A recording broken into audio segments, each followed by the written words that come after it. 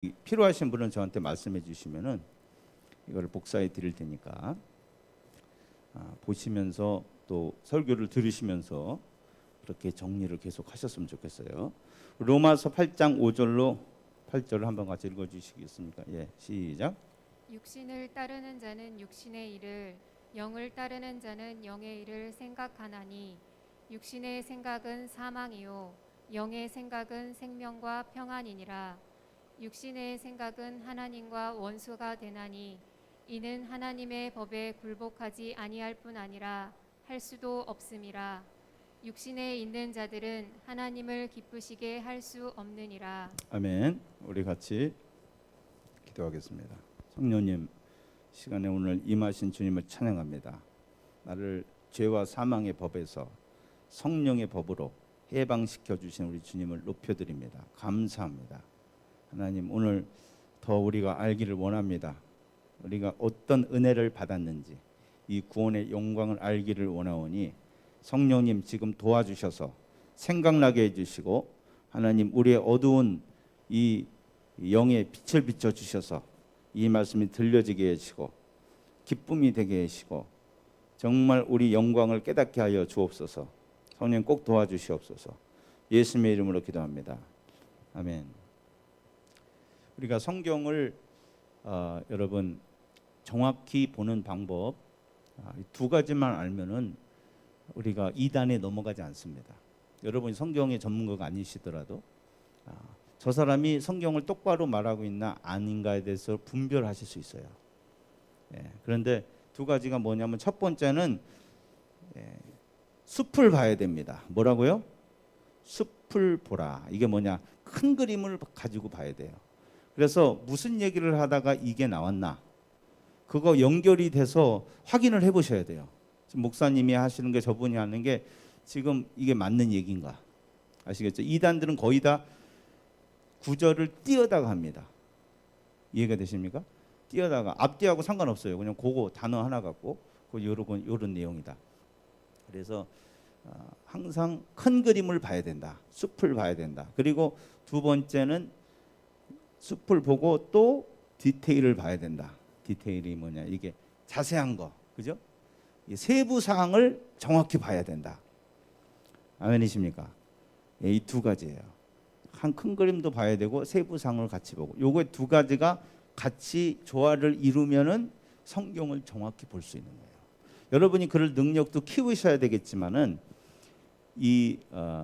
다른 분이 이제 말씀을 가르치시거나 여러분이 공부하실 때 이 두 가지를 보고 잘 여러분 염두에 두시면은 잘못된 길로 빠지지 않습니다. 그래서 오늘 로마서 이제 8장 말씀인데요. 요게 지금 전체 그림을 먼저 좀 그려드리고 오늘 5장 5절부터 8절까지 말씀을 보도록 하겠는데요. 왜 전체 그림을 다시 그려드리냐면은 5절부터 이제 어떻게 보면 로마서의 실제 로마서 8장의 진짜 내용이 시작되는 거예요. 그래서 로마서 8장은 주제가 뭐라 그랬습니까? 8장 1절에 결코 정죄함이 없나니, 이게 주제입니다. 아멘이십니까? 여러분은 정죄함이 없습니다. 지옥 안 간다 그 말이에요. 반드시 천국 간다 그 말이에요. 그 우리 구원의 확실함을 이거를 말씀해 주려고 하는 것이 그것이 로마서 8장이라고 그랬어요. 그래서 그 이제 가장 확실하다는 이야기가 정죄함이 없다는 거거든요. 그렇다면은 왜 어떻게 해서 정죄함이 없는가를 설명해 주겠죠. 그것이 사실은 1장부터 7장까지 얘기예요. 왜 우리가 예수만 믿으면은 정죄함이 없는 완전한 구원을 받게 되는가에 대해서 설명하는 것이 1장부터 7장까지예요. 이해가 되십니까? 그래서 그것을 2장부터 4장 4절은 이거를 한 단어 이 세 절로 압축을 해갖고 알려준 거예요. 어떻게 해서 우리가 정죄함이 없게 됐냐. 그래서 2절은 우리가 성령의 법이 죄와 사망의 법에서 해방됐기 때문에 정죄함이 없습니다. 아멘이십니까? 그런데 그걸 어떻게 나를 법에서 어떻게 해방해 주셨냐? 그걸 설명해 주는 것이 3절이죠. 예수님이 내 죄 대신 죄를 짊어지시려고 육신을 지고 오셨죠. 그죠? 성육신 하셔서 내 대신 벌을 다 받으셨어요. 그래서 이 법에서 자유케 된 거예요. 예수와 내가 하나가 됐기 때문에. 이것은 하나가 된다는 것은 어떤 감정적인 어떤 그런 것이 아니고요. 이것은 나랑 상관없이 벌어진 일입니다, 여러분. 이게 신비한 일이에요. 예수와 연합이라는 것은 그냥 한마디로 얘기하면 예수님과 운명이 같이 묶여버렸다 그 말이에요. 그래서 예수님에게 벌어진 일은 모두 나에게 벌어진 그런 그것이 바로 구원이라는 거죠. 그런 방식으로 내가 예수님 이 죄에서 해방됐다.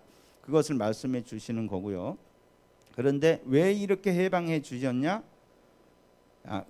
근데 이제 4절은 이제 무슨 얘기로 넘어가냐면은 그렇다면은 이렇게 해방받은 사람 도대체 누구냐? 모든 사람이 해방받은 게 아니에요.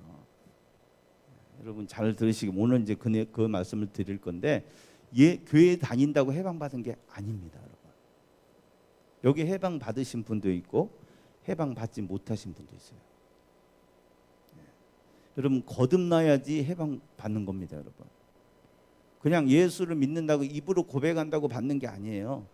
우리 아버지가 목사기 때문에 어려서부터 교회를 다녔기 때문에 여러분 거듭난 게 아닙니다, 여러분. 나는 정죄가 없어? 여기에 속한 사람만 정죄가 없는 거예요. 그걸 설명해 주는 거예요. 그게 뭐냐? 육신에 속하지 않고 성령의 영역 가운데 들어온 사람. 이 사람만, 그 사람이 바로 정죄함이었고 이 사람 확실히 구원받았다 그 말이에요. 그러면서 이제 그 다음에는 그리고 그 사람에게는 율법의 요구가 이루어질 수 있게 됐다. 여러분 예수 믿으면 지옥만 안 가는 게 아니고 율법의 요구가 이루어지는 겁니다, 여러분. 근데 율법이 뭘 요구하죠? 율법의 요구가 뭡니까? 하나님을 온 마음을 다해 사랑하는 것이고 또 그런 마음을 가지고 내 이웃을 사랑하는 거죠. 그게 율법의 요구죠. 성경 66권을 한껏 딱 두 개로 그 요구를 두 가지로 축약하면 그거예요. 하나님 사랑해라, 내 이웃 사랑해라. 그 요구가 내게 이루어진다는 말은 그런 바꿔 말하면 무슨 말이냐? 내가 이제 그렇게 하나님을 사랑하고 이웃을 사랑할 수 있는 사람이 될 수 있다 그 말이에요. 아멘 되십니까? 이게 예수님, 여러분은 그럴 수 있게 된 거예요. 그것을 설명하는 거예요. 그러면서 바울이 이제 5절부터 지금 이제 8절 1절부터 4절까지는 우리에게 정죄감이 없는 이유에 대해서 설명했다면은 이제 5절부터 13절까지는 예수 안에서 거듭난 자만이 율법의 요구를 이룰 수 있다. 그 얘기를 하는 거예요. 다시 말씀드리겠습니다. 5절부터 13절까지는 무슨 얘기를 하려고 그러냐면은 바울은 예수 안에서 예수와 하나 되고 성령으로 거듭난 사람만이 율법의 요구를 이룰 수 있다. 그 얘기를 하시는 거예요. 그러면은 그래서 5절부터 8절까지는 왜 율법의 요구가 예수 믿는 사람에게만 이루어질 수 있냐? 아니 착한 사람도 있고 양심적인 사람도 많은데 왜 꼭 예수를 믿고 성령을 받아야만 율법의 요구가 이루어질 수 있는가? 그 이유를 설명해 준 게 5절부터 8절까지예요. 이걸 어떤 식으로 설명했냐면은 오늘 말씀드리겠지만은 예수 안 믿는 사람, 거듭나지 않은 사람, 교회 안 다니는 사람 아니에요. 교회 있지만 거듭나지 아직 성령으로 거듭나지 않은 사람의 상태를 말해줘요. 그래서 상태가 이르기 때문에 이 사람은 절대로 율법의 요구를 순종할 수 없다. 이해가 되십니까? 이해가 잘 안 되실 거예요. 그래서 방법은 이거예요. 여러 번 보시는 겁니다. 설교를 여러 번 들으시고 여러 번 읽으시면 되는 거예요. 여러분 이해가 빠른 분도 계세요. 여기는 공부를 계속 하셨다면은 조금은 이해가 조금 될 거예요. 공부하셨던 분도 성경을 공부 안 하셨던 분들은 이해가 느려요. 그러나 상관없습니다, 여러분. 여러분 우리가 공부를 잘 못하는 이유가 뭔지 아십니까? 머리가 나빠서가 아니에요. 사람이 딱 어렵다고 생각하잖아요. 그러면은 그때 한두 번 읽어서 이해가 안 되는 거예요. 그러면 나는 이거랑 상관이 없나 봐. 나는 못하나 봐. 그리고 책을 덮어버리는 거예요. 근데 공부 잘하는 사람은 뭐냐면은 뭐 나름대로 공부해야 될 이유가 있겠지만은 그게 해야 되기 때문에 여러 번 보는 거예요. 여러 번 보다 보면 눈에 들어오는 거예요. 하나씩. 그리고 인내도 생기고 그러다가 자꾸 보다 보면 이제 이게 이런 뜻이었구나. 제가 좀 이해가 느린 편이거든요. 엄청 느린 편이에요. 여러 번. 근데 여러 번 읽다 보면은 오랜 시간 그걸 생각하다 보면은 이런 내용이 있었고 그 차차 이해가 돼요. 예. 그래서 어떤 서울대 그 교수님이 그런 말씀하셨어요. 엉덩이 싸움이다. 올해 그냥 웅덩이 뭉개고 있으면 다 공부할 수 있다 이 말이에요. 아멘이십니까? 이걸 우리는 성경에 적용시켜야 돼요. 우리는 서울대는 갈 일 없지만은 성경은 정확히 아셔야 되잖아요. 근데 많은 분들이 그래. 목사님 설교 너무 어려워. 이거 안 들어봤던 거야. 이렇게 머리 아프게 막 생각을 해야 돼? 생각해야 돼요. 성경이 그렇게 써 있어요. 논리적으로 써 있다면은 생각을 해야 된다는 거예요. 앞뒤가 어떻게 이어지는지. 근데 그것을 여러분이 지금 좀 힘드실 거예요. 제가 여러분 이해를 못해서 그러는 게 아닌데 그런데 우리가 회개해야 되고 해야 됩니다. 말씀을 하기 위해서 어디 우리는 서울대 가려고 나이 들어서 공부해갖고 뭐 영광을 보려고 그러는 게 아니고요. 주님의 말씀을 이해하기 위해서. 이해해야지 믿어지는 거예요. 아멘이십니까? 그래서 줄여서 말하면은 여러 번 보시라.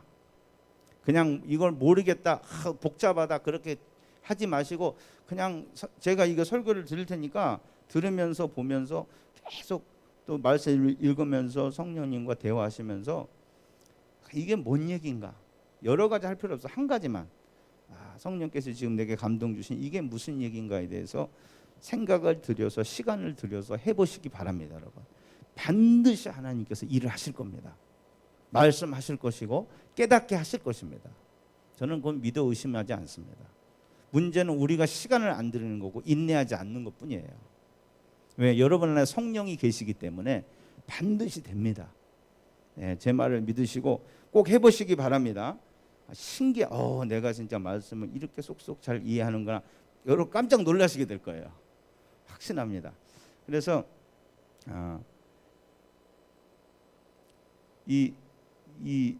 다시 말씀드리면 5장부터 8장까지는 그리스도인과 비그리스도인의 차이점을 말씀해 주셔서 왜 율법의 요구는 예수 믿는 사람에게만 이루어질 수 있는가를 그걸 보여주는 거예요. 그리고 9절부터 11절까지는 이제 그거를 그 예수 이 진리를 예배소 교인에게 적용시켜 주는 거예요. 그래서 예수 안 믿는 사람들은 이래해서 절대 율법의 요구를 못 지켜. 그런데 너희는 예수 믿잖아. 아멘이시죠? 그게 포인트예요. 로마 교인들에게 예수 안 믿는 사람은 이래서 절대 그 사람들은 하나님을 사랑할 수도 없고 이웃을 사랑할 수도 없어. 삶이 바뀔 수가 없어. 그런데 너희는 성령의 영이 계시니까 이걸 다 할 수 있잖아. 아멘이시죠? 그래서 너희 상태를 알려주시고 앞으로 너희가 어떻게 될 것인가에 대해서 주님 알려주시는 거예요. 힘내라고. 그리고 이제 12절부터 13절까지는 그렇게 이제 너희가 성령이 계시니까 너희는 이렇게 이제는 말씀을 지키며 살 수 있는 존재가 됐으니까 그러면 이제 어떻게 해야 될 것인가? 12절과 13절은 권면입니다. 어떻게 해야 될 것인가? 정답은 뭐죠? 몸의 행실을 죽여야 된다는 거죠. 아멘이십니까? 자동으로 되는 게 아니라 너희가 의지를 사용해서 이제는 네 몸속에 있는 죄와 싸워야 된다. 근데 그게 이제 결론이 되는 것이죠. 근데 오늘 우리가 살펴본 말씀은 5절부터 8절까지 왜 예수를 꼭 믿어야 하나님의 말씀을 순종할 수 있는가? 그거에 대해서 말씀을 드리겠습니다. 이해가 되십니까? 이해가 안 되셔도 집에 가서 또 읽어보면 된다 그랬죠. 그죠? 좌절하지 마세요. 여러분 됩니다. 반드시 돼요. 그리고 그렇다면 5절과 8절은 왜 예수님을 꼭 믿어야 내가 변할 수 있는가? 율법의 요구를 순종할 수 있는가, 그거를 설명해 주시는 건데요. 이걸 어떤 방식으로 설명하냐면은 예수 안 믿으면 이런 상태야. 그러니까 꼭 예수를 믿어야 돼. 이렇게 설명하는 거예요. 이해가 되세요? 예. 예수 안 믿는 상태를 설명해 가지고, 그러니까 이 사람들은 아무리 해도 하나님의 말씀을 못 지키겠지. 근데 너희들은 이제는 그런 상태에서 벗어났으니까, 성령의 법으로 벗어났으니까 이제는 너는 지킬 수 있어. 이렇게 설명해 주시는 거예요.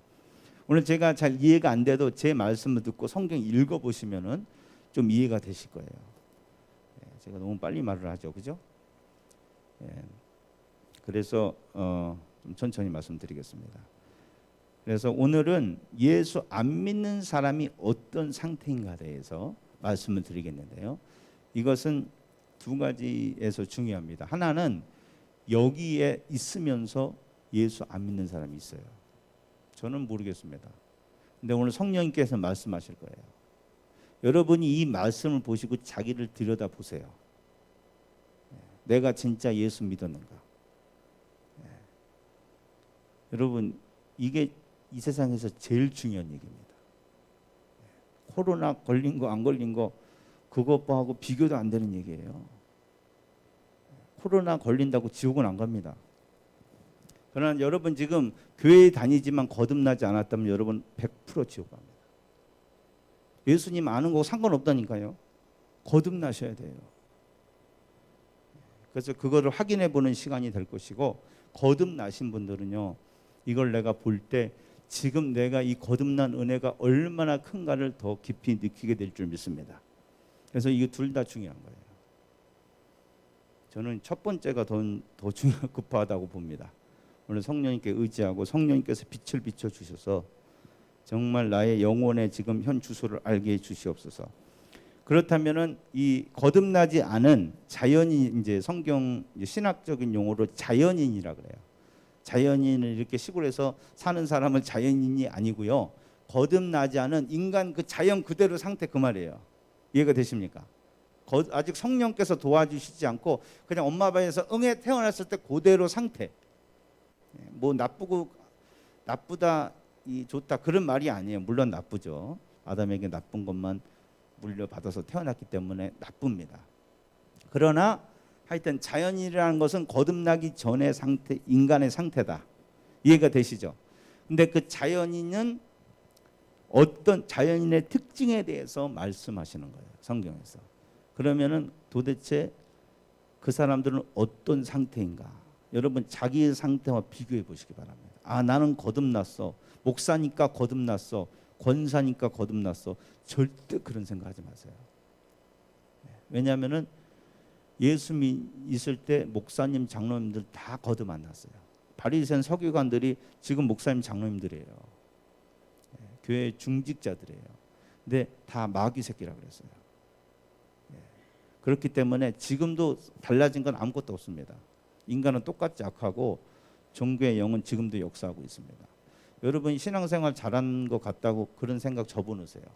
말씀의 거울 앞에서 정직하게 보세요. 이거는 뭐 다른 사람을 위한 게 아니에요. 나를 위한 거예요. 내 지옥 가고 천국 가는 문제가 달린 거예요. 뭐 목사님만 기분 나쁘다 그럴 거 하나도 없어요. 내 영혼이 좀 다른 문제이기 때문에 여러분 이걸 누가 어디서 듣겠어요. 오늘 말씀의 거울 앞에서 정확히 자기를 들여다보시고 나는 거듭났는가에서 꼭 생각해 보시기 바랍니다. 이건 제 말이 아니에요. 이거 성경 말이니까 그대로 저는 그것을 여러분에게 전해드리는 거예요. 여러분 적용해 보시기 바랍니다. 그래서 그런 거듭나지 않은 사람을 뭐라고 말하는가? 왜 이 사람들은 율법의 요구를 이룰 수 없다고 얘기하는가? 5절 한번 읽어봅시다. 육신을 따르는 자는 육신의 일을, 영을 따르는 자는 영의 일을 생각한다. 육신 따르는 자만 오늘 봐야겠죠. 예수를 안 믿는 사람 얘기를 말하니까. 거듭나지 못한 사람, 교회 안 다니는 사람이 아니에요. 성령 안에서 거듭나지 못한 사람입니다. 이 사람들을 뭐라고 말하냐? 육신을 따른다 그래요. 육신을 따른다. 이거는 따라다닌다는 의미보다는 이 원어에 따라 해석하면은 이런 의미가 더 맞을 것 같아요. 본성의 지배 아래 있다. 지속적으로 본성의 지배 아래 있다. 우리 한번 얘기해 봅시다. 지속적으로 본성의 지배 아래 있다. 뭘 따라다닌다는 말이 아니에요. 내가 먹고 살면서도 항상 이 인간 원래 본성의 지배를 받고 있다 그 말이에요. 이해가 되십니까? 예. 이거는 예수 믿는 사람 얘기가 아닙니다, 여러분. 예수 안 믿는 사람. 그냥 평상시 삶이 항상 이 육신의 본성, 거듭나지 않은 본성이 나를 지배하고 있다. 그런데 그런 지배하는 사람은 특징이 뭐냐? 이제 이게 바로 여러분 이렇게 살고 계시다면 여러분은 육신의 본성의 지배를 받는 삶을 일상의 삶을 사는 거예요. 교회의 삶을 얘기하는 게 아니에요. 정확히 이해하셔야 됩니다.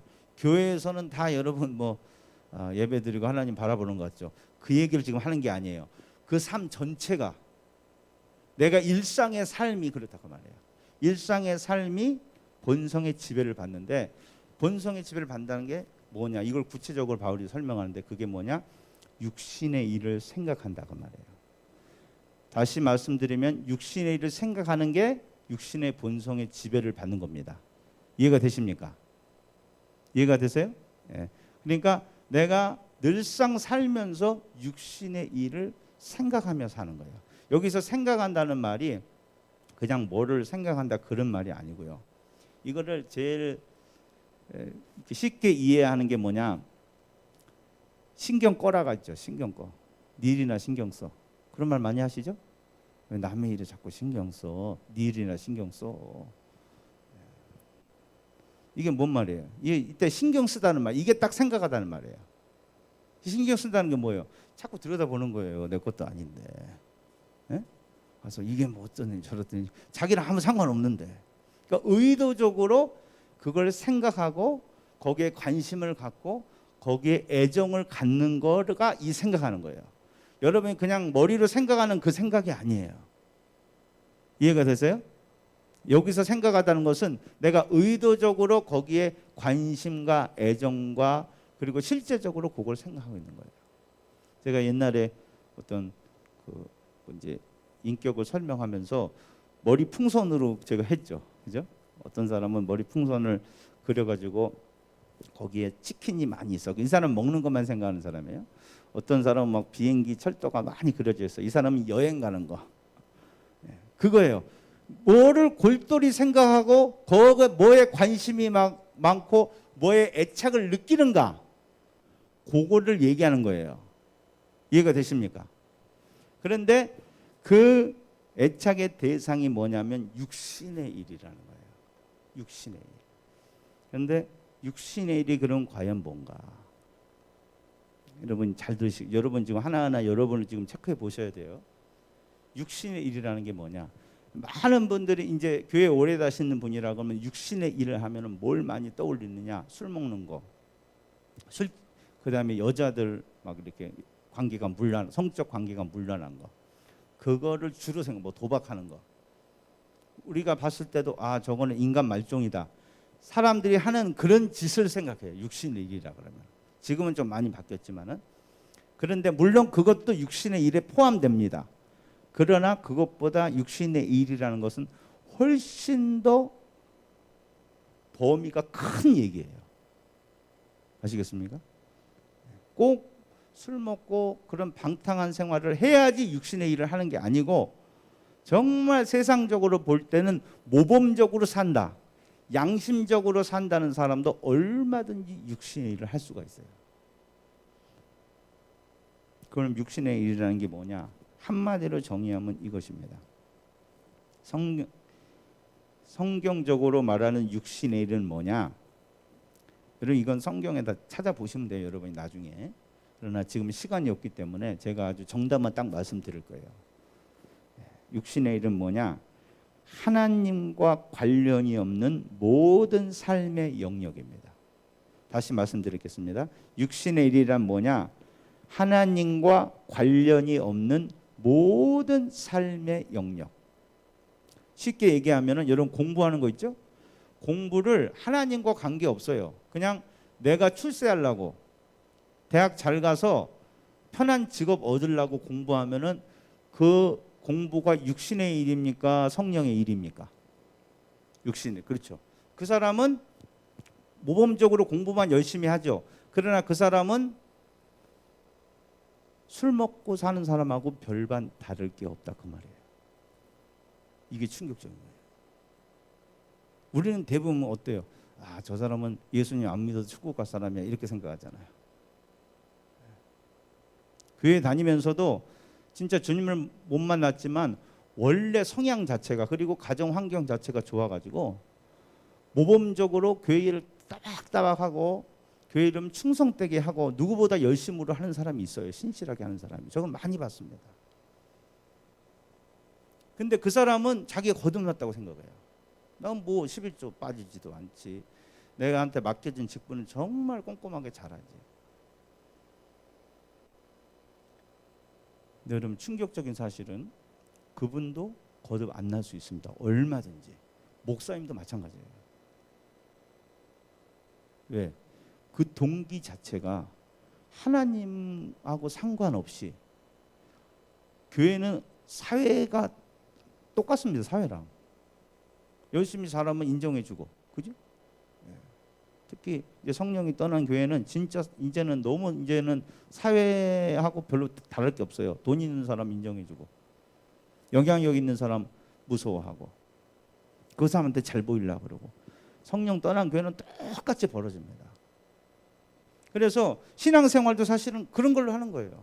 남 무서워서 말 나올까 봐. 그게 하나님하고 상관이 있어요, 없어요? 없어요. 그래도 교회 일을 하고 있잖아요. 그러니까 딴 사람도 그래. 아, 저분은 참 신실한 집사님이야. 아, 저분은 정말 좋은 목사님이야.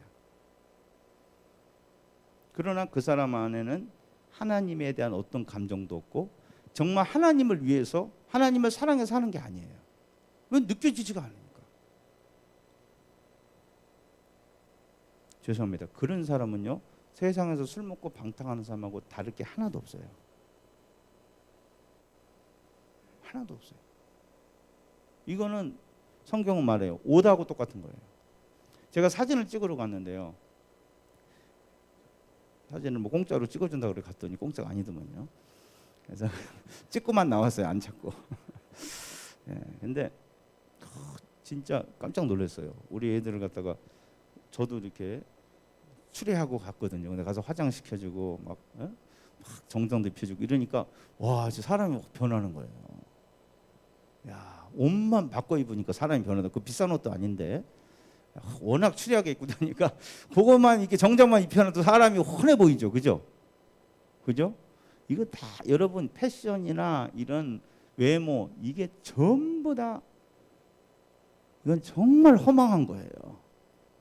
그거하고 사람하고는 아무 상관없습니다, 여러분. 아멘이시죠? 그거는 그냥 순간에 바꿀 수 있는 거예요. 이건 거죽뿐이에요. 이건 사람이 아닙니다. 그러면 외모 보고 여러분 사람 좋아하면 큰일 나는 거예요. 옷 보고 사람, 근데 세상 사람들 다 그래요. 옷 보고 사람 판단합니다. 백화점에 여러분 쓰레빠 질질 끌고 가세요. 연예인이나 유명한 사람도 쳐다도 안 봐요. 모자 뒤집어 쓰고 이렇게 그냥 대충 쓰레빠나 끌고 가면요, 그냥 쳐다도 안 봐요. 그런데 똑같은 사람이 옷 말끔하게 입고 비싼 백 딱 들고 들어가면 어떻게 해요? 달라져요. 말을 높임말 써요. 일단은 사장님. 그거 달라붙어요, 막 사람들이. 이게 얼마나 웃긴 거예요. 그런데 여러분 잘 들으세요. 우리가 생각하는 이런 도덕적인 기준, 세상적인 기준, 아, 저 사람 모범적이다, 저 사람은 뭐 좀 착하다, 법 없이도 살 사람이다, 이런 것이요, 성경적인 기준에 비하면 그게 옷 같다는 거예요. 누더기 옷 같은 거. 아무 상관없어요, 여러분. 모범적으로 착하고 사는 사람도 반드시 지옥 갑니다, 여러분. 예수 안 믿으면. 똑같은 거예요. 오, 어떻게 똑같다고 말하냐? 왜냐하면 하나님 없이 사니까요. 하나님 없이 사니까. 이게 제일 큰 죄거든요. 여러분, 아무리 양심적으로 살아도 사람을 죽이면요, 그 사람 그래도 평소에 착하다고 인정해 줄 수 있나요? 교통법규 좀 잘 지킨다고 달라집니까? 살인자예요, 그 사람은. 여러분, 이 세상에서 가장 중요한 건 하나님입니다. 그 하나님께 감사하지도 않고 영광 돌리지도 않는 인간은요, 딴 거 잘해도 소용없는 거예요. 그런데 육신에 있는 사람은 하나님하고 상관없이 살아요. 내 삶에서, 일상의 삶에서 하나님을 한 번도 생각해 본 적도 없고, 그리고 그분을 위해서 하는 게 아니에요. 다 남이 나를 어떻게 볼까 봐, 우리 가족을 위해서, 세상 사람이 다 생각하는 것처럼 하나님과 상관없고 지금 썩어져 버릴, 영혼과도 상관없는 거기에 모든 관심을 쏟고 살아요. 이게 삶이에요. 그냥 자기 삶에 그냥 이게 자기의 삶의 톤이에요. 이것이. 여기 지금 얘기하는 거는 행동을 말하는 게 아니에요. 전반적인 삶의 행태를 말하는 거예요. 이해가 되십니까? 영어로는 모드라 그러거든요. 이거를 딱 하나만 잡은 게 아니고 전체적인 삶을 얘기하는 거예요.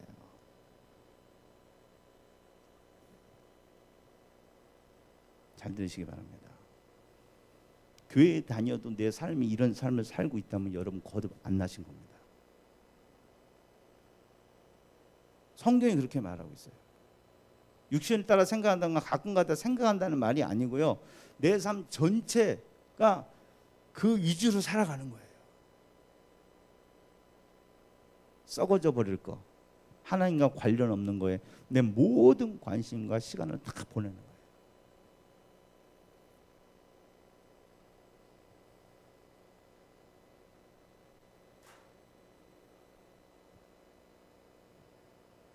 그런 사람은 어떤 사람인가?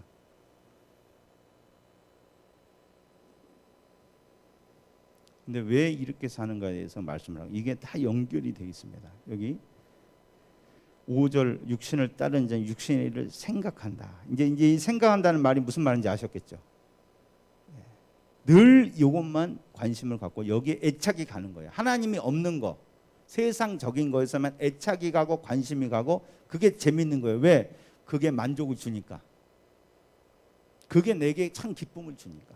그거 해야지 살만 나니까 그것만 하고 사는 거예요. 그것만 생각하는 거예요. 어떻게 해도 그걸 할까?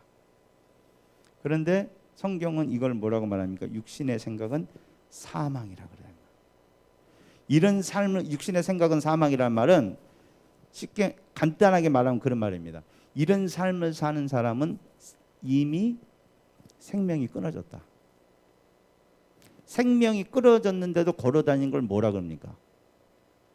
좀비라 그래요. 뭐 좀비가 뭐, 여러분 드라큘라 세대죠? 드라큘라? 드라큘라도 좀비예요. 살아있는 인간이 아니에요, 그게. 그죠? 그죠? 얼굴이 하얗잖아요. 죽어 있는 거예요. 영혼이 없는. 요즘에는 그걸 좀비라 그래요. 좀비, 그냥 걸어만 다니, 육체만 살아있는 거, 혼이 떠난 거예요. 생명이 없는 거죠, 사실은.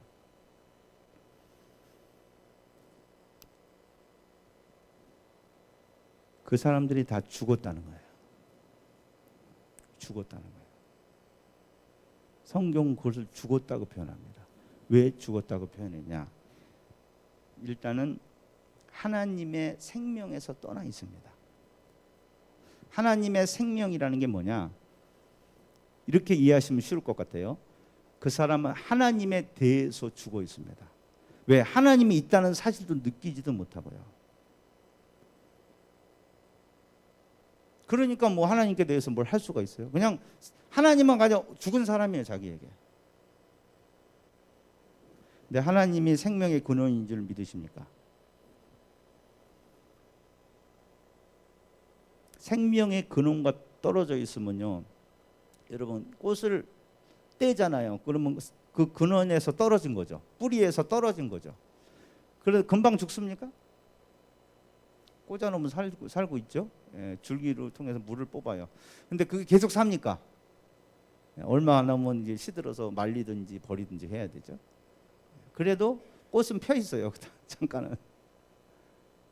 그렇게 생각하십니다. 이분은 살아 있어요. 그러나 하나님과 떨어져 있는 거예요. 이거 죽는 건 당연한 겁니다. 돌이킬 수 없어요. 그리고 인간이 누려야 진짜 기쁨과 행복에서는 그게 뭔지도 모르고 사는 거예요. 아무리 여기서 뭐 행복하고 즐겁고 흥미진진한 삶을 사는 것 같이 보여도 그 사람은 인생의 재미를 지금 모르고 사는 거예요.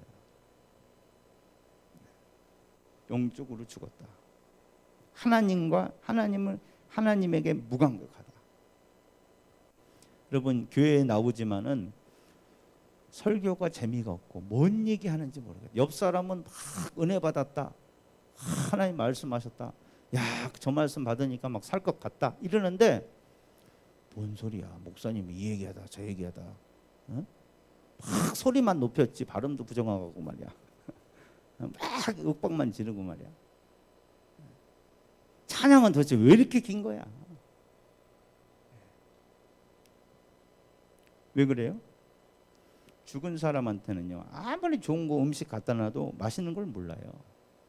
귀가 먹은 사람은 아무리 좋은 음악을 틀어놔도 웅웅거리는 것만 같지 이게 선율이 어떻고 리듬이 어떻고 전혀 알 수가 없어요. 왜? 그 시신경이 죽었잖아요. 아니, 이 청각신경이 죽어버렸잖아요. 여러분 예배 시간이 지루하게 느껴지고요. 말씀을 들어도 도통 무슨 얘기인지 모른다. 이거는 여러분이 이해력이 떨어져서가 아닙니다, 여러분. 뉴스는 잘 알아듣잖아요. 재밌잖아요. 드라마 보면 아주 진짜 요즘 드라마들 막 어렵잖아요. 그것도 다 알아들어요. 취미생활 정말 어려운 것도 그거 재밌다고 하고 있어요. 근데 말씀은 조금만 어려워도 실증나죠. 도대체 저게 뭔 얘기야? 설교 시간 빨리 왜 이렇게 설교 시간 점점 길어지시는 거야? 왜 자꾸 어렵게 성경을 막 해석하는 거야? 여러분 성경을 어렵게 할 때 재밌어야 됩니다, 여러분. 아멘이십니까? 여러분 취미생활 하는 거는 쉬운 거는 취미생활 안 해요. 그렇죠? 취미생활 어려워야 재밌어요. 더 어려울수록 더 매력 있어요. 이게 진짜 그걸 재미를 아는 사람이에요. 요즘 애들 말로 덕후라 그러거든요. 그 일부러 어렵게 만들어놔요. 재밌으라고. 여러분 성경 말씀이 어려울 때 재미를 느끼세요? 아니면 실증을 느끼세요? 이걸 알아야 되나? 굉장히 중요한 겁니다, 여러분. 내가 왜 예배가 재미없고 말씀이 재미없나? 죽으신 거예요. 성경 그렇게 말해요. 그리고 7절에서는 더 나갑니다. 더 나가서 이건 더 기가 막힌 얘기죠. 육신의 생각은 하나님과 원수가 된다. 잘 들으세요. 이렇게 사시는 분은 여러분 지금 하나님과 원수지간입니다. 원수지간이에요. 난 교회 다니는데요. 네, 바리새인도 교회 다녔어요. 지금 말로 하면. 주님이 마귀 새끼라 그랬어요. 그리고 진짜로 마귀 새끼 같은 짓을 했어요. 예수님 십자가에 못 박은 사람이 교회 다니는 장로님입니다, 여러분. 지금 말로 하면 목사님이고요. 왜? 영적으로 죽어 있는 거예요. 태어나지도 않은 거예요. 니고데모더가. 그 사람은 여러분이 알든 모르든 하나님과 원수입니다. 어떤 분은 이렇게 말하세요. 그분은 나는 제가 전도해 보니까 그래요. 어떤 분이 나 예수님 믿으세요? 예수 안 믿어. 그럼 난 하나님 믿어. 내가 뭐 이런 경험이 있어서 하나님 경험해 봤는데 내가 하나님에 대해 좋은 감정을 가지고 있고 그리고 나는 진짜 이 성경도 좋다고 생각해. 그래서 나는 예수는 안 믿지만 천국에 갈 거야. 이분은 예수 안 믿어도 하나님에게 좋은 생각을 가지고 원수 아닌데. 나도 교회 오래 다녀가지고요. 뭐 체험은 없지만요. 저도 하나님에 대해서는 기독교에 대해 좋은 감정 가지고 있어요. 이래요. 그거 어떻게 된 거예요? 이 사람 원수를 했는데. 이 사람은 거듭나지도 않았는데 하나님이 좋은 감정 갖고 있는 겁니까? 이거는 쉽게 확인할 수 있어요. 이분은 하나님이 누군지를 정확히 몰라서 좋은 감정을 갖고 있는 겁니다. 성경을 자세히 안 읽어봐서. 그냥 흔히 말하는 하나님이 좋으신 하나님이다, 자비하신 하나님이다, 그것만 읽은 거예요. 성경은 자세히 보시면 깜짝 놀랍니다. 하나님은 자비하시기만 한 분이 아닙니다. 제사에 불만 잘못 올려도 죽여버립니다. 그 자리에서. 자기의 말을 어기면은 7배 저주를 퍼붓습니다. 자기 백성에게. 자기 몸에서 난 아들도 죽여버립니다. 죄지면. 이거 알면 뭐라 그런지 아세요? 오, 나 그런 하나님은 나 싫어. 하나님은 사랑의 하나님이지 왜 동성애자들은 그렇게 그걸 죄라 그러셔? 아, 나 그런 하나님은 싫어. 다 받아주고 그래야지 왜 교회에서는 이건 뭐 공산주는 왜 나쁘다고만 얘기를 해? 아, 나 그런 하나님은 싫어. 진짜 성경의 하나님을 들이대면요 이를 갑니다. 몰라서 그걸 자세히 모르기 때문에 좋다 그런 거예요. 교회 예수 믿는 사람들은 마찬가지예요. 하나님이 막 사랑의 하나님이다 막 그래서 막 좋다 그랬다가 여러분 사랑의 하나님은 징계하신 하나님입니다. 여러분 아멘이십니까? 그래서 좀 몇 대는 뭐래요? 아, 이런 하나님 어떻게 이럴 수가 있냐고 이러고 대들어요. 죄송합니다. 그분은 하나님을 사랑한 게 아니에요. 그분은 자기 상상의 하나님을 사랑한 거예요. 아, 하나님은 항상 나를 좋게 해주시는 분이고 친절하시기만 하고 죄도 다 이렇게 용서해 주시고 다 덮어주시는 그런 분이야. 내가 좀 버릇없이 해도 그냥 내버려 두시는 분이야. 그런 하나님을 내가 상상해 놓고 그런 하나님은 좋지.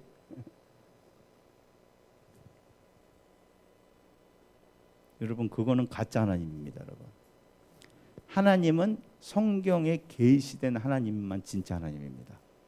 아멘이십니까? 이게 여러분 구미에 안 맞아도 어쩔 수 없어요.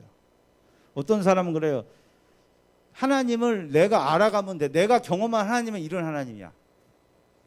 이게 무슨 말이냐면 내가 하나님을 알아갈 수 있다. 그런 교만이에요.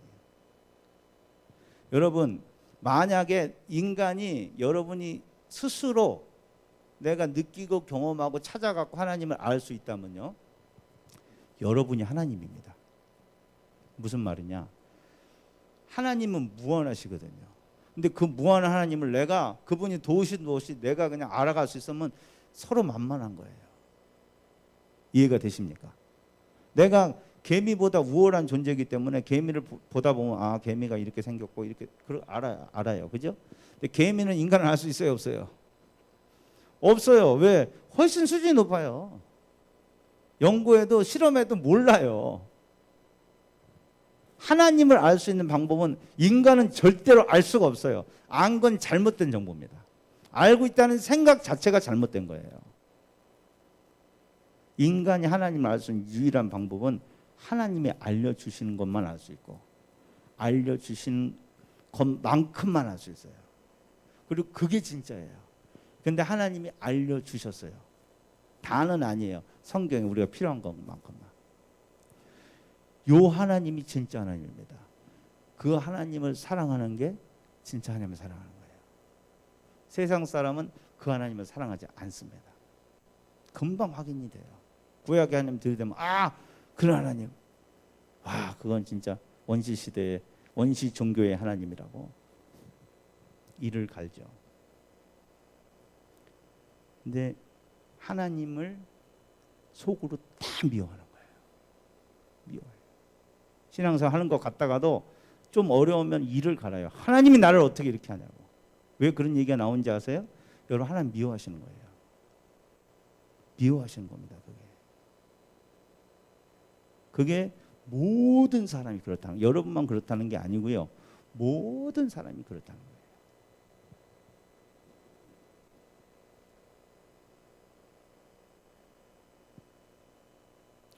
제가 묻겠습니다. 하나님과 원수가 됐는데 천국에 갈 수 있을까요? 천국 가도 문제야. 이 사람은 원수가 딱 버티고 앉아있는데 어디 이제 도망갈 데도 없는데 거기는 거기가 지옥이 따로 없겠죠. 하나님과 원수된 상황에서 천국에 산다는 자체가 지옥이에요. 거기는. 이 재미없는 찬양을 계속 부르고 있어야 돼요. 여러분 상상을 해보세요. 예배 시간이 끝나질 않아요.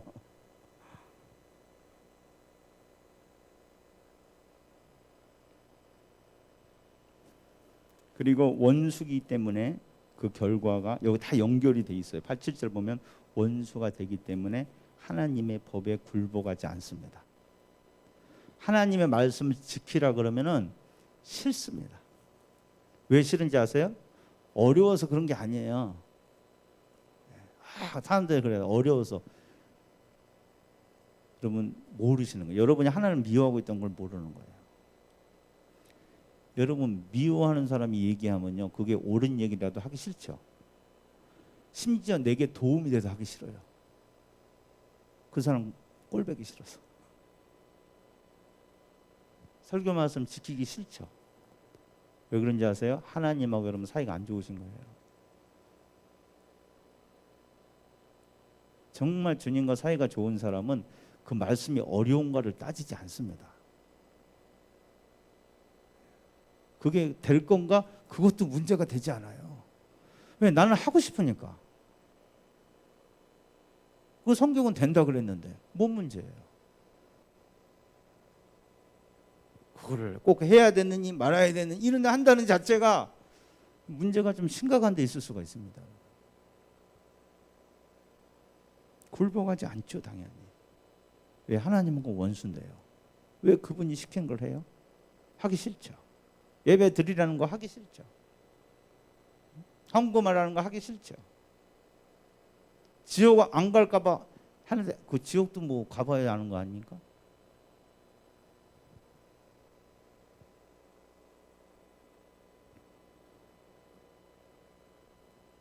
근데 더 충격적인 사실은요, 여기 자세히 보시면 굴복하지 아니할 뿐 아니라 할 수도 없다. 이게 더 무서운 얘기예요.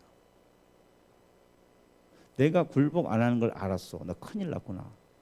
그러면 이제 굴복해야지. 그래서 굴복하면 되잖아요. 그죠? 하나님 회개하면 지금 용서해 주시니까. 문제가 뭐냐? 잘 들으세요. 그렇게 못 합니다. 자기 의지로 안 하지만은 하고 싶어도 못 해요. 이게 무슨 얘기냐? 하고 싶은 생각이 들 수가 없어요. 이게 성경입니다. 인간은 스스로 절대로 하나님을 사랑하고 싶은 생각이 들 수가 없어요. 그 지옥 가는데도요. 이게 인간의 절망적인 상태입니다. 이걸 정말 잘 아셔야 돼요. 여러분 예수 믿겠다고 결단한다고 예수 믿어지는 게 아니에요.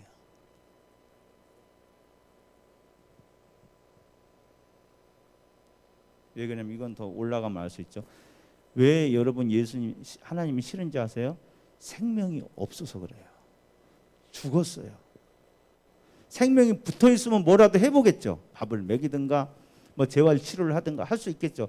목숨 끊어져 버린 사람은 어떻게 합니까? 그거를 대책이 없는 거. 아무리 명의가 와도 그래도 뭐 심박이 뛰고 있어야 돼요. 그래야지 거기다 뭐 수술을 하든지 뭐 피를 넣든지 하죠. 뭐 호수를 껴서 먹이든가 하죠. 근데 딱 심장 정지해 버리면요, 그냥 놓습니다. 끝이에요. 그거는 못하는 거예요. 그거는.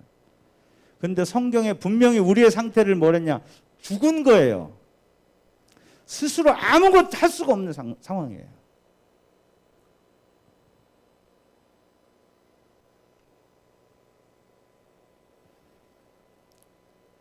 이게 오늘 결론입니다. 그렇다면은 지금 내가 하나님을 사랑하고 있고 천국이 믿어지고 내가 오늘의 삶을 그 천국을 위해서 살고 있는, 완벽하다는 건 아니에요. 제 말은 오해하시지 마시기 바랍니다. 나는 완벽하지 않습니다. 그러나 분명한 차이가 있습니다. 분명한 차이가 있어요. 나는 이제 하나님 원수로 생각하지 않습니다. 그분을 생각할 때 감사한 마음이 듭니다. 아멘이십니까? 모든 걸 바라봐도 하나님이 생각이 나요. 아멘이시죠? 물론 내가 시험에 들어서 잠깐 동안 헤맬 때도 있습니다. 분명히. 죄악에 빠져서 이게 어두워질 때가 있어요. 왜? 이건 성령이 해주셔야 되는 거니까. 내가 성령과 서먹해지면 이게 흐려지죠. 그러나 분명히 부인할 수 없는 것은 내 안에 이게 있습니다, 여러분. 그러면 내가 죽었는데 사람은 못하는데 어떻게 내가 지금 이런 상태가 됐냐 그 말이죠. 답은 하나밖에 없어요. 하나님이 살려준 겁니다. 여러분이 여러분을 구원하신 게 아니고요. 하나님이 살려주신 거예요. 뭔 일이 일어난 거예요, 여러분에게. 그게 아무리 미약한 것일지라도 뭔 일이 일어난 거예요. 여러분은 전혀 다른 인간인 거예요. 아멘이십니까?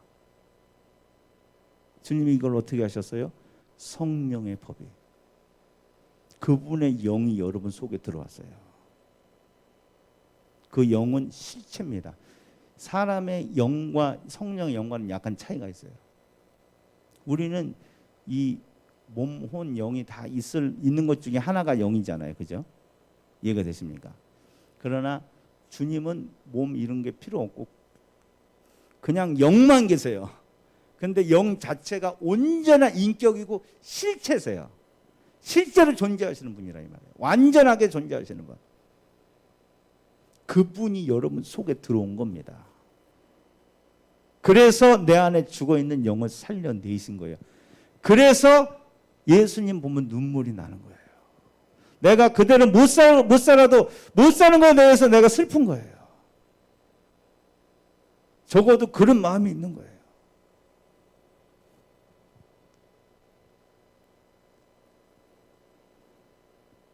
그래서 나는 무한한 가능성을 갖고 있는 겁니다. 아멘이십니까?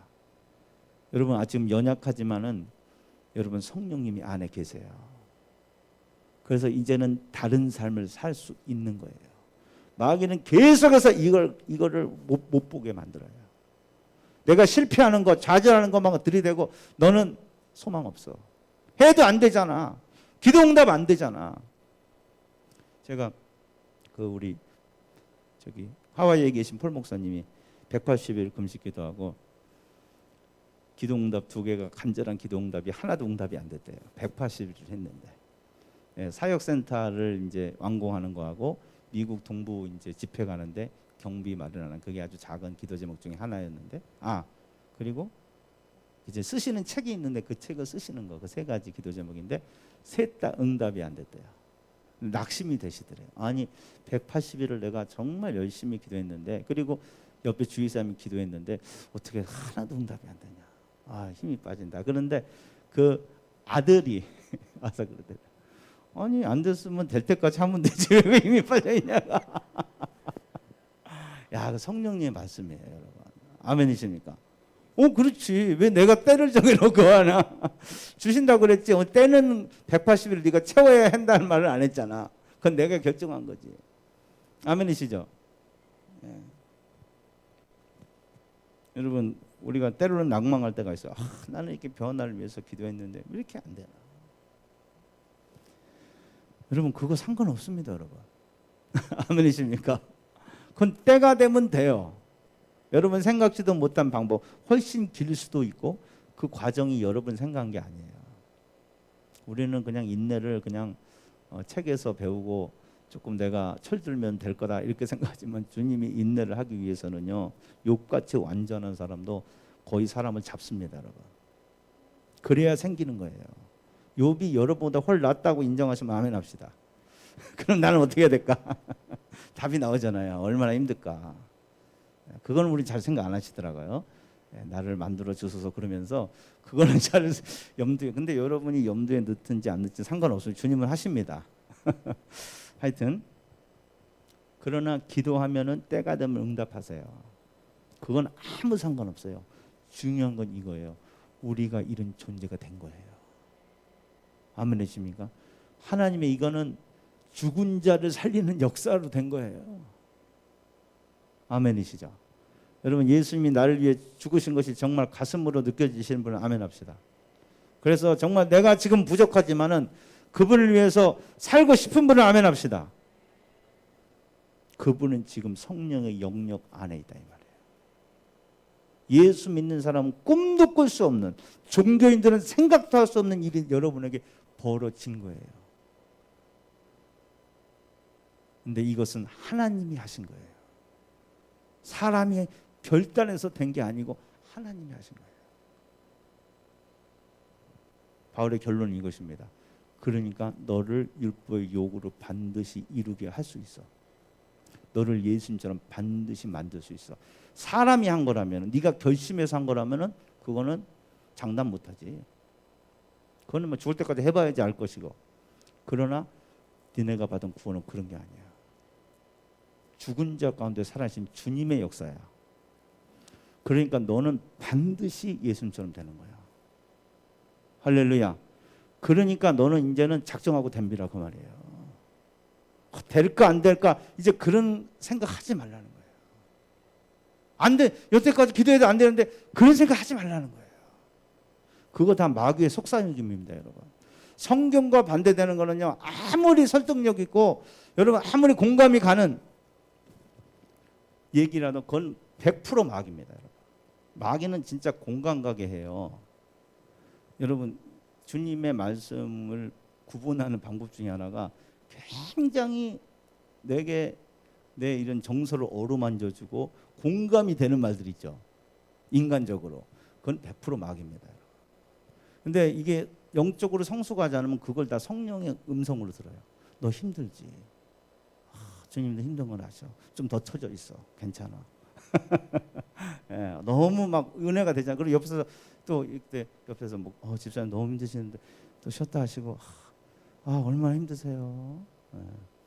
저도 이렇게 마귀 음성을 줄 때가 많아요. 그럴 때는 여러분 사탄아 물러가라 그러세요. 아멘이십니까? 그 사탄의 음성이에요. 아니 내 안에 성령이 계신데 목사님 무슨 말씀이에요? 더 싸워야지. 이렇게 달려드시기 바랍니다. 저도 회개할까요? 그 앞에서 죄송합니다. 우리는 세상을 이기는데 더 큰 고난도 이거는 당해야지. 지금 이제 세상이 힘든 것 같고 내가 지금 축 처져 있으면 말이 됩니까? 나를 채찍질 해줘서 이래야지. 근데 인간의 말은 너무 막 힘드시죠. 처였다 하시고 하지 마세요 그냥.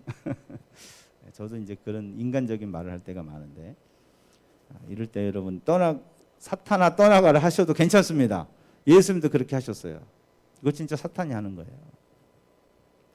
그래서 우리는 상관없습니다. 내가 기도응답이 안 되든 내가 변화한 게 더디든 그리고 내가 원했던 대로 일이 안 벌어져도 상관없습니다, 여러분.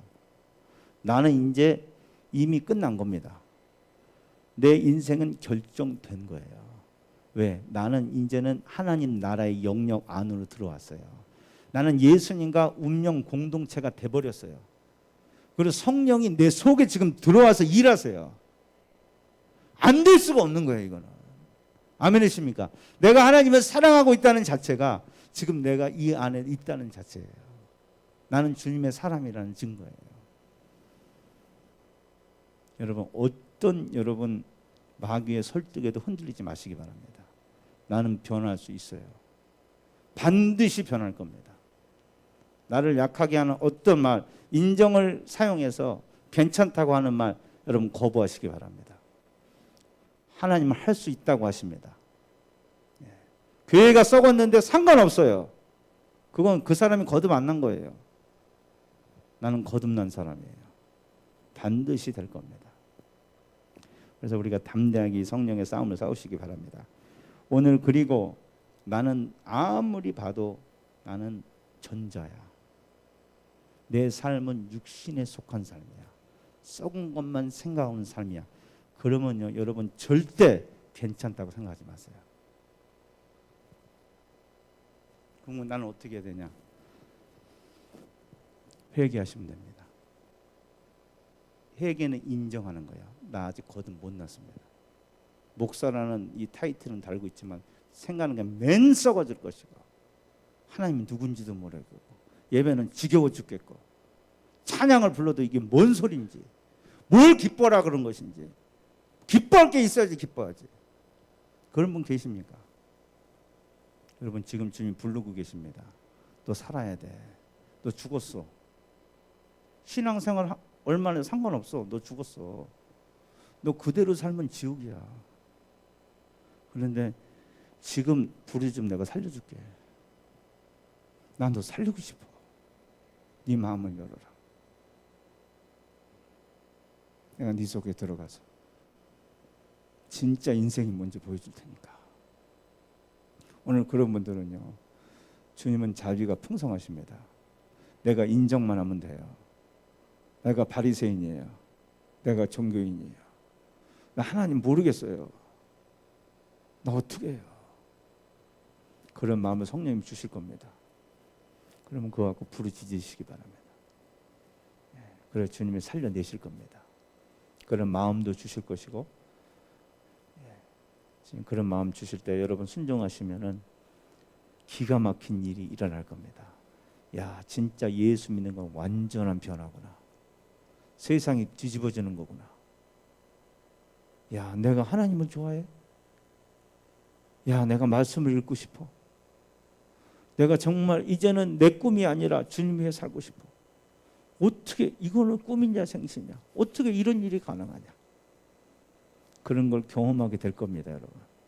야, 이런 맛에 예수 믿는 거구나. 여러분 그거 꼭 경험하시고 우리 같이 천국 갑시다.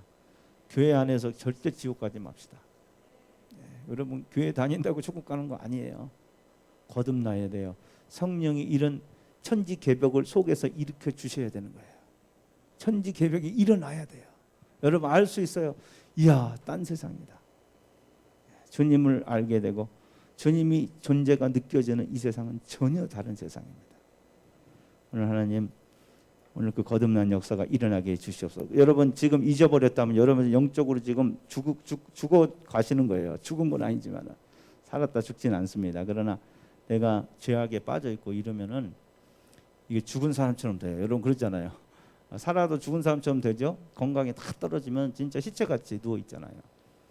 여러분 지금 예수 믿었지만은 예배가 즐겁지 않고 설교가 지겨운 거, 여러분 이걸 그냥 넘기지 마세요. 그러다 죽을지도 몰라요. 아멘이십니까? 마귀에게 완전히 사로잡혀 있는 거예요. 보이지만 않은 거예요. 마귀가 보이면 우리는 아마 기겁을 할 겁니다. 여러분 산에 가다가 흰옷 입고 누가 쑥 튀어나와봐요. 막 거기서 그냥 기절해 버리죠. 그놈이 여러분 붙어 있는 거예요.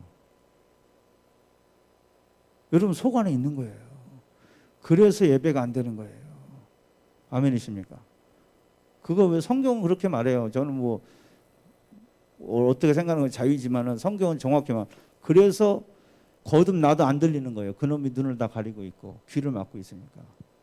회개해 보세요. 금방 알게 될 테니까. 금방 은혜가 됩니다, 여러분. 그놈이 떠나면은 별 말 안 해도 예수만 불러도 여러분 가슴이 그냥 뜨거워집니다, 여러분. 할렐루야. 오늘 그런 분들은 진짜 회개하고 여러분 정신 차리시기 바랍니다. 또 마귀가 또 나를 또 누르고 있구나. 주여를 부르짖으세요, 여러분. 그런 분들은 가만히 있지 마세요. 주여를 부르짖으세요. 그게 살 길입니다, 여러분. 그럼 도둑놈이 잡아가면 어떻게 해야 돼요? 부르짖어야 되죠. 아, 좀 옆으로 가세요. 이러면 안 돼요. 그냥 소리를 질러야 돼요. 옆에 교환이 나타나면 사람 살려! 이게 주여예요. 아시겠죠?